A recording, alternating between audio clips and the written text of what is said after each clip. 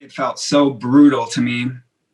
Some days I think, how am I alive? That's motivation today. It used to be really scary, but it's like, fuck it, I'm alive. I'm always thinking that we're always practicing something. And some of the bigger things that we've talked about more frequently on the show are things like integrity, practicing honor, accountability. And just in what you shared about substance use and the need to be secretive and hiding things, lying, cheating, stealing, all of those things you just said. Those are practices, right? We practice and you get really good at it too. And so it's like, I think of it just as going on a hike. And at some point you took a wrong turn. You went down a trail you didn't want to go down, but you went really far. And depending on how far your practice in the lying, the cheating, the stealing, getting high, whatever you have to do to get high, depending on how far you go, that could seem like, oh my God, I have to go all the way back to that turn to find my way back and then begin walking that path. How do I even do that? I can imagine why that seems overwhelming.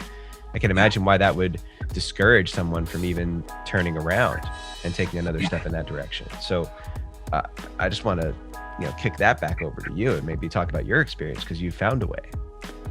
Well, it's discouraging and it's overwhelming because it's usually something we've never done, right? Like if we've practiced something for 10 years, it might as well be all we've ever practiced, right? Maybe even if we practiced something for 5 years, right? Like the hiding, the armoring up, right? People who don't have any issue with addictions still might do that kind of thing. And so like day one, like I think about my first day clean, right? After this long stretch of chaos. And I mean, it felt so brutal to me.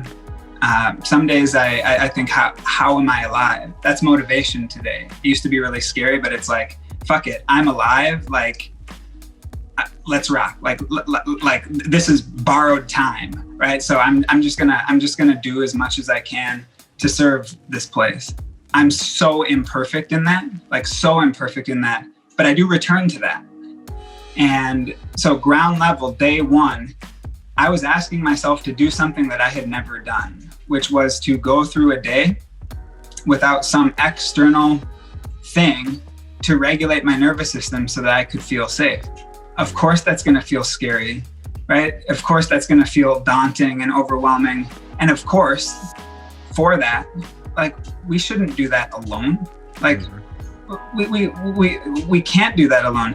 It's understandable that our go-to is like, I'm going to grit this out until I get my stuff together, and then I'll go and I'll connect with people.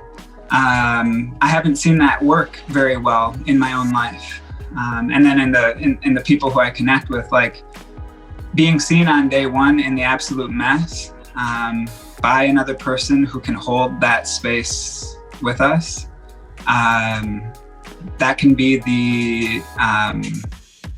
the beginning of a new pathway, right? And like to build on your image there, like, yeah, we go down this pathway and it leads us into just this wilderness where we're falling apart. We don't need to take that same pathway back, right? There may be other ways to navigate. There may even be a flare that we could send up, right? That was me. Like I had to ask for help.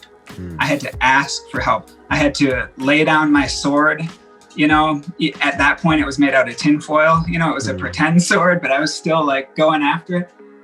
And I had to ask for help. And if I hadn't done that, I wouldn't be here today.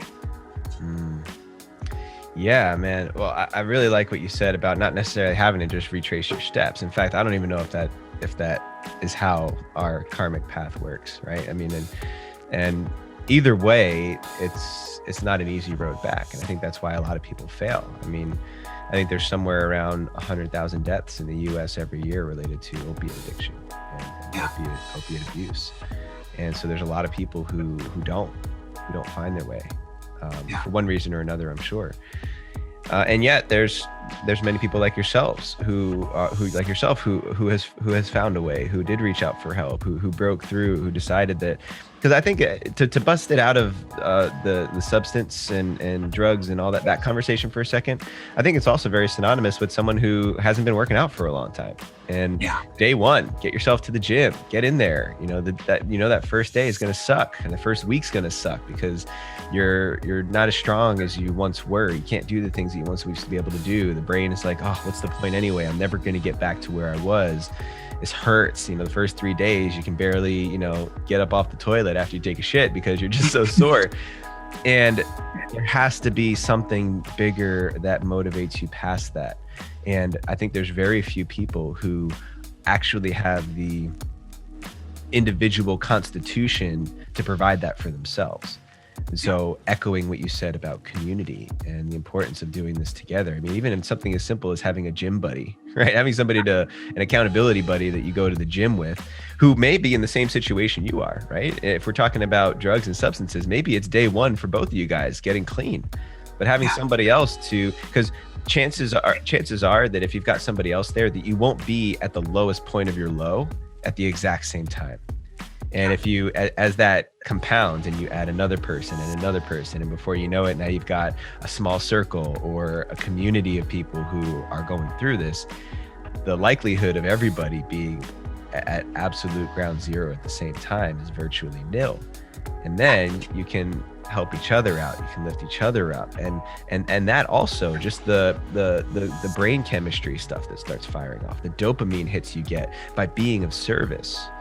Right, that's another thing that I know has been really instrumental in your journey, is finding a way to leverage your experience into service to others that gives you some of that hit that you used to get from being high, I imagine.